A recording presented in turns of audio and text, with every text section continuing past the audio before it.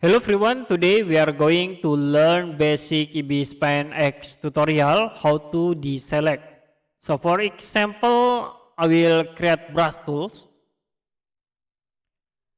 and you can use the lasso tools to select the object. So I will click from this point. Okay, you can click hold and release.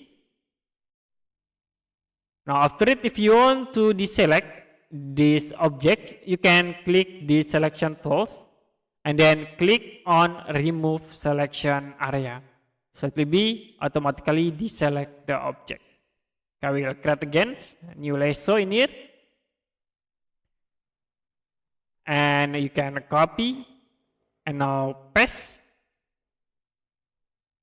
Click OK. Now if you want to deselect, click again the selection tools and then click remove selection area. Okay, that's it for basic Ibis X tutorial how to deselect.